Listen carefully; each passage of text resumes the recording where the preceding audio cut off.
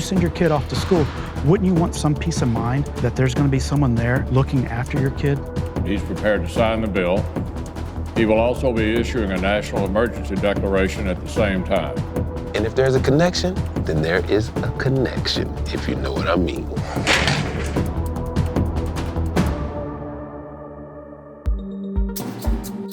The Senate voted to confirm William Barr as the next Attorney General, who will take on oversight of the special counsel probe.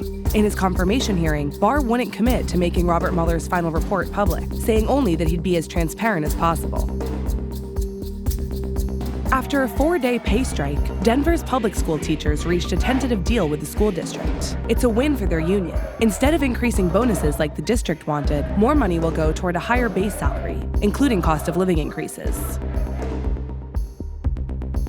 Egyptian President Abdel Fattah el-Sisi won't have to step down in 2022 when his second term ends. Parliament, largely made up of his supporters, approved sweeping changes to the country's constitution, giving the president control over the courts, enhancing the military's role, and extending term limits from 2 4-year terms to 6-year terms. But el-Sisi gets to stay even longer. Thanks to a special rule, his tenure won't count, potentially taking him through to 2034. After Amazon's drawn-out search for the perfect match for its second headquarters that had potential suitors tripping over themselves to offer tax breaks, the company's walking away from plans to build a campus in New York City, which would have come with $3 billion in government incentives. Amazon says it's not protesters or the city itself that changed its mind, just opposition from local politicians who didn't want the relationship to work out.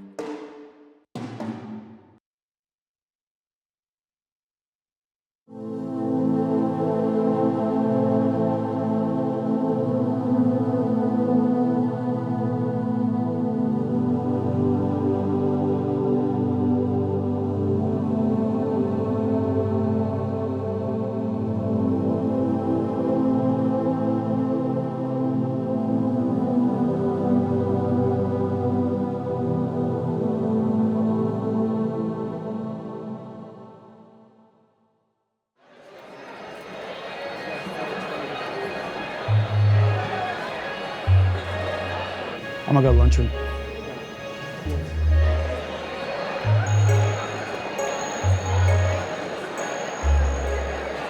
What's your most valuable asset? Is it your house, your car, or is it your kiddo?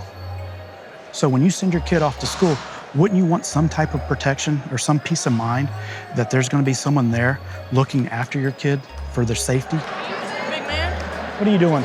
Officer J.J. Strong has patrolled the halls at Round Rock High School outside Austin, Texas, for the past 4 years. What are you doing, girl? Going to class. Going to class? What'd you get to eat? Oh, you got a pass? How much do you think your job is just dealing with day-to-day stuff around the school, and how much of it is thinking about and preparing for something like an active shooter? Nonstop. That's always in the back of your mind, because if you're not prepared, if you haven't thought of a game plan, you're not gonna know what to do. When I used to help coach Little League Baseball, I told my players, ask yourself 2 questions. What do I do if I get the ball? What do I do if I don't get the ball? That way, if you have an answer for both, you're always prepared. Do you think every school should have a police officer at it? Unfortunately, yes. It's sad. And if you think of it morbidly. But if you think of it building relationships for our future, why not? It wouldn't hurt. School resource officers, or SROs, have been around for more than 60 years. They're typically on loan from a nearby police agency. Officer Strong officially works for the city of Round Rock. 10 miles up the road, Hutto High School has gone even further. They've transformed their SRO program into a fully fledged in-house police department. It may not look that different, but school district police are also school district staff, meaning principals and superintendents have a lot more control over what the officers do all day. And welcome into the Hutto ISD Police Department. Well, it looks more like a principal's office. There's no designated interrogation room, no designated phone books. No jail. No jail. No place for your one phone call. No. No, and if you need to make more than one phone call is... Good morning, teachers. Please take a moment, stop what you're doing to take official attendance. Again, please take Again, welcome to the 9th grade center of the Hutto High School. Have a great day. William Edwards is the chief of this school-based PD. He oversees 6 full-time officers and 10 campuses. He's also been advising Round Rock on their own plans to possibly open a police department. What is the difference, would you say, between the SRO program and having a school-based police department? So one of the typical comparisons that I would offer for that is that of renting versus owning. We pretty much have the same roles. The one thing is that an SRO serves that particular campus. Our officers serve the district. When a school-based law enforcement officer, an ISD police officer goes to work every day, they're not looking at how many arrests am I going to take today. We have just kind of the opposite philosophy. We look at how many times do I talk to a kid today that they will make a better decision tomorrow. For Round Rock officials, the move would have obvious benefits. It would mean scrapping a program that's relied on 3 separate police agencies in favor of one that they could oversee entirely. This allows us more control as far as training. Where do we want you to focus? How do we want you to police? Is all of this happening in an environment of increased awareness and concern about school shootings? Yes, I think that for parents, because that is so much a part of the social consciousness, it provides a certain sense of comfort to know that they're readily available and we wouldn't have to wait a certain amount of time for someone to come in. But for us, that is only one part of the story. There's so much more to it. A lot of times, yes, our counselors are there to help, but the police officers are able to handle then specific services.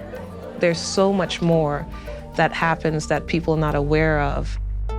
50 years ago, in the early days of the SRO program, there were cops at less than 1% of schools. Today, they're in nearly half. And in the last year alone, a record 34 school districts in Texas started their own police departments. Obviously, it's a response to the very real threat of school shooters, and it's a whole lot easier to hire a cop than to debate gun control. But there's little evidence that police have actually made schools safer, at least not where it counts. The school resource officer at Parkland Stoneman Douglas High famously did nothing to confront the shooter there. And while a district cop did engage a shooter last year at Santa Fe High outside Houston, 10 people still died. Meanwhile, in the rush to do something, cops have brought the same civil rights issues from the streets into schools. I understand that police make some people feel safe, but we can't ignore that there's a smaller percentage of students that don't necessarily feel safe around police. Tiffany Harrison is a teacher at Round Rock who advises the Black Student Union. She attended the school in the early 2000s. The students who you talk to, what's their experience with the police here? I'm not going to say that it's completely negative. I will say that they feel like they're scrutinized heavily. A couple years ago, we had an incident where a student was chokeslammed by a police officer. There was an investigation, and the police officer was found, free of wrongdoing. And so my students express concern just that they're being scrutinized and watched. They say, if there's 2 or 3 of us gathered together, a hall monitor is going to come and ask us what we're doing, because the assumption is that we're doing something wrong. The idea of students being overcriminalized or charged with crimes at disproportionate rates based on race isn't just a matter of perception. Across the country, Black students are referred to police twice as often as white students. In Round Rock, while Black students make up less than 10% of the student body, they make up 37% of referrals to law enforcement. Round Rock officials recognize statistics like these are a problem, but they see the process of creating a police department as a way to make things better. So today, our hot topic is, how do you feel about policing in schools? At this week's Black Student Union meeting, the principal and a board member sat in to hear students' thoughts on policing. Well, my thing is, I feel like, yes, school shootings can happen, but I feel like they're very rare occurrences in the schools. So I think, at least for me, what I think about is how our interaction's gonna be with the police officers, Is the situation gonna be handled correctly? One question I have for you guys is, have any of you had any interactions with the police officers who are here now? And what have those been like? I don't talk to all of them, but most of them I usually do have conversations with, and I personally don't have any problem with them at all. It's a month or 2 ago when I was walking in the hallway to lunch, and a cop came up to me and my friend and said, "Why do y'all smell like weed?" When we literally just came from class 2 minutes ago. So I was just curious, from your point of view, what does safety mean to you? To be safe in the schools? Just to know that if there is a fight, that an officer or something like that, they wouldn't physically harm the kid more than they have to. What I think will help me feel more safe with police officers is probably seeing more police officers of color and more police officers that look like me. so I can feel like more like comfortable like opening up to them.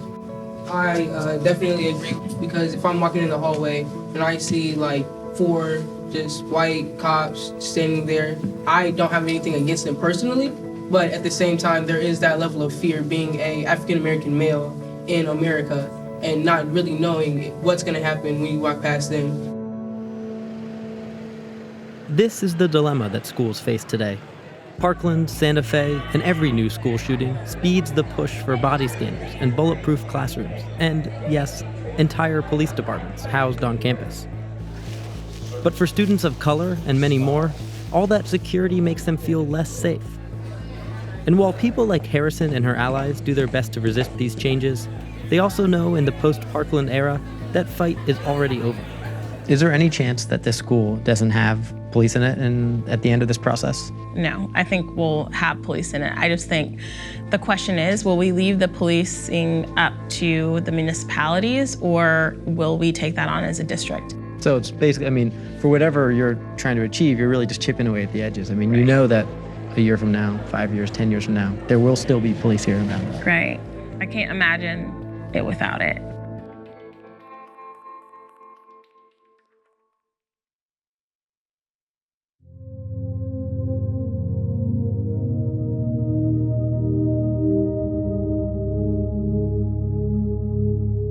The drama in Washington this week has been all about whether the president would sign a compromise budget bill that keeps the government open, but doesn't give him much for his border wall. This afternoon, just as the House and Senate were about to pass that compromise, the president made his intentions clear. I've just had an opportunity to speak with President Trump, and he, I would say to all my colleagues, has indicated he's prepared to sign the bill. He will also be issuing a national emergency declaration at the same time. That's right. The president is going to sign the bill and declare a national emergency so that he can get his wall a different way. Now, let me take this moment to say, we told you so. That overreach might also be the best way to get them and the president out of this shutdown mess. Early in January, sitting where I am sitting now, I told you that a national emergency was really the only way for Trump to get a wall win, because Congress wasn't going to give it to him. So the president has solved a political problem. The issue is, by declaring an emergency, he's creating another one. Declaring a national emergency gives the president some authority to spend money that Congress originally marked for another purpose. But that money has to come from somewhere. In this case, that's likely to be the military construction budget. But that's not popular with a lot of folks in his own party. Many congressional Republicans, especially those on the committees that oversee the Defense Department, have already tried to warn the president away from using his defense dollars to build his wall. You should not take money from the Department of Defense or anybody else to do the job that Homeland Security should be doing. As an alternative, the White House has explored tapping into Army Corps of Engineers money that's marked for flood management and disaster relief projects in Puerto Rico, Texas, California, and Florida. But there's resistance there too. A group of Texas Republicans, led by Senator Ted Cruz, told Trump to keep his hands off of funds that were appropriated to help Texas after Hurricane Harvey. And that's just the pushback from his own party. He's also likely to get sued, maybe by a person or company or state that loses out on federal funding, or maybe by the U.S. House of Representatives, which could sue Trump for usurping Congress's power of the purse.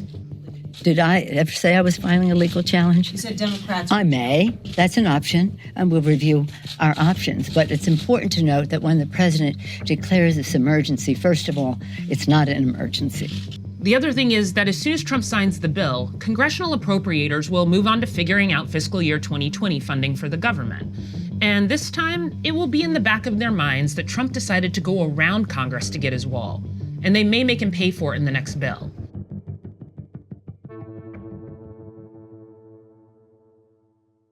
Medicare for All. Medicare for All. Socialized medicine. Medicare for All becoming the latest progressive buzzword. It's not enough to say, okay, I'm for Medicare for All. At some point, you have to lay out a plan and figure out how you're going to deliver that. In the race for the 2020 Democratic presidential nomination, one question has already become inescapable. Do you support Medicare for All? Answering that question is more complicated than you would think.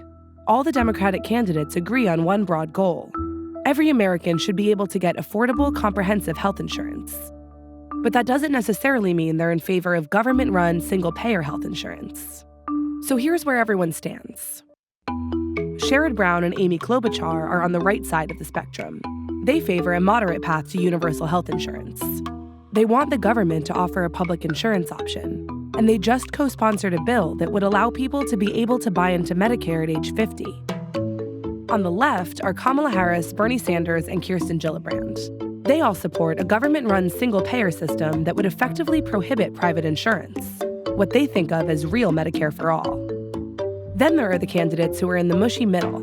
Elizabeth Warren and Julian Castro say they're in favor of Medicare for all, but they won't say if they want to get rid of private insurance.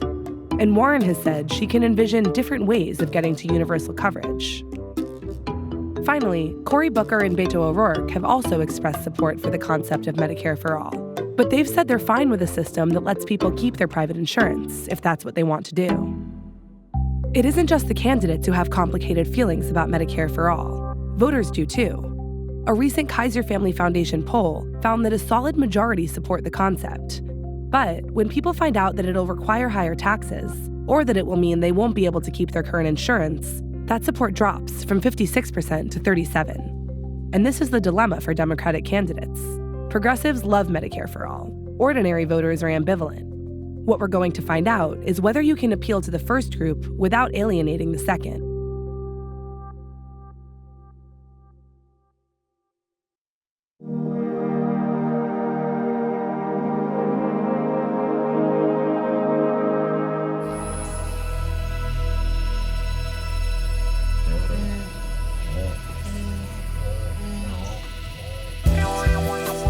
Finding the right one to share your love with is hard, no matter what species you are. And there's just not enough cheetahs making love. As their population dwindles to record lows, these endangered cats face extinction if they can't find the right love connection.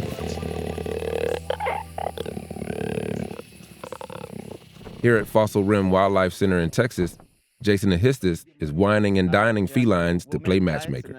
We're gonna go feed the entire collection, and you can see some cheetahs up close and personal. Not too up close. Not too up close. Not too personal. Yeah. Feeding the kitties. That's gonna feed all 20 of our cheetahs today. There's a lot of different parts of the animal that are in there. Cartilage, muscle, organs. It's a well-balanced diet for the cheetahs. We feed these cats every day, and then we work on breeding almost every single day. And they're one of the hardest animals to breed in captivity because mate choice is a huge issue with cheetahs. If you don't have multiple options for a female, she likely won't breed. So female is the one that decides if it's gonna go down or not. Sometimes it comes to a point where we can offer her 6 or 7 different options of males, and she won't like any of them. Yeah, if a female says no to this male, it ain't gonna happen.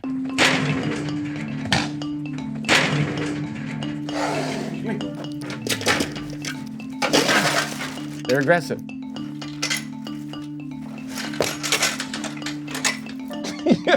Man, you gotta let me know when you're doing something like that.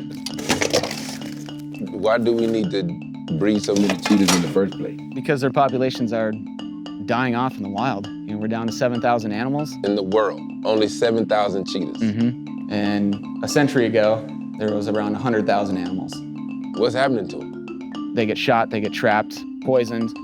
And then you have encroachment of humans in their native lands. So, you have a big cheetah population and people move in, settle a territory, and it fragments that population. So we're just humans gentrifying cheetah neighborhoods. Yeah. Jason is walking 2 male cheetahs down what we call Lover's Lane. Yes, Lover's Lane. And they're gonna bring them into this pen so they can detect if the female cheetah is an estrus, AKA horny. And if there's a connection, then there is a connection, if you know what I mean. But unfortunately, they can do this dance for months without success. She's looking at these raggedy dudes that you brought in for her. She's like, really, Jason? This is the best you can do? So the dudes in there like, this chick is not checking for us. So I'd say this is a wash. Yeah. So how many male cats do you have? We have 7 adult males. And we just went through 2 of them. We have 5 more. And if she doesn't like any of those 5, then what happened? We'll look at where she matches elsewhere in the population.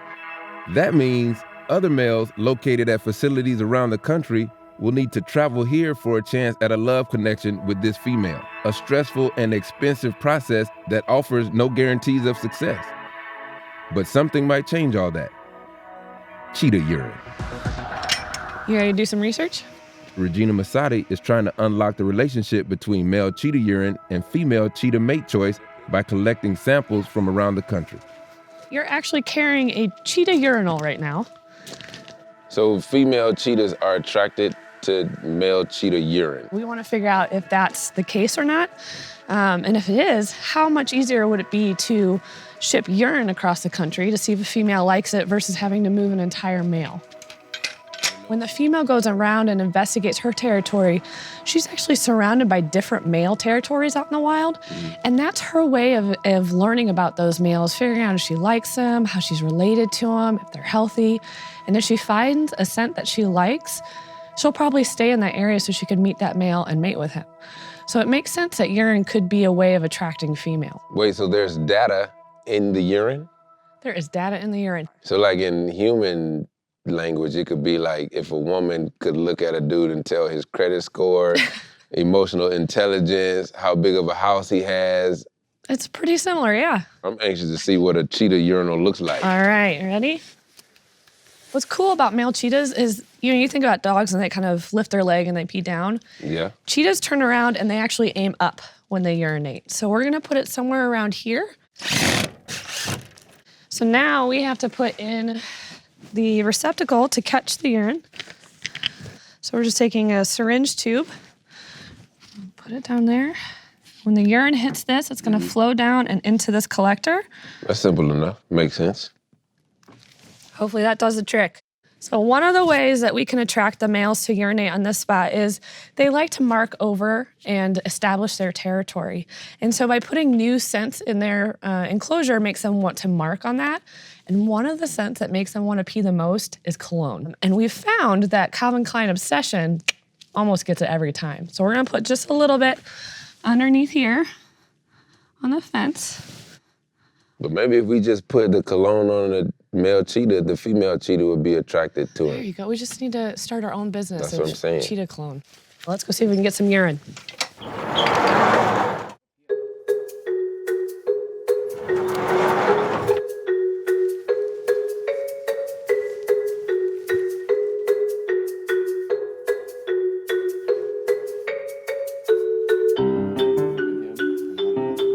Oh, perfect.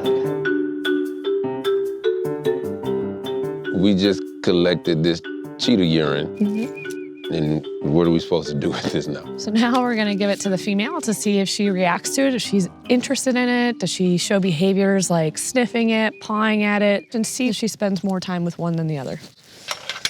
So what we're doing is we're putting urine on a piece of gauze. So we'll chain it to a tree so that she can't carry it off somewhere that I can't watch her. You are gonna do the second one for me. And you're just gonna attach it to this tree right here.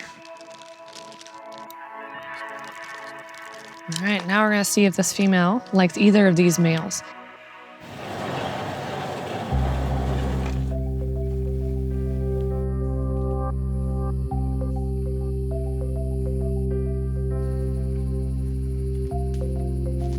So she straight up walked by bachelor number 1.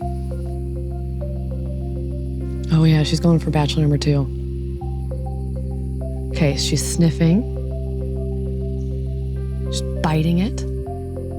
Oh, okay, did you just see what she did with her mouth where she like kind of opened it a little bit? That's a flaming response. That means she's really interested in it. I think we might have a connection, folks. It has taken over a year to collect all of the urine needed for the study because the males are all over the country. It's really exciting to find out what these females are looking at in the urine. And that's why research is so cool. It's helping endangered species. Dr. Masadi's research could not only help breeders preserve cheetah populations, but the study may go on to improve our ability to help breed other large carnivores among the planet's 26,500 endangered species. Because everybody needs somebody.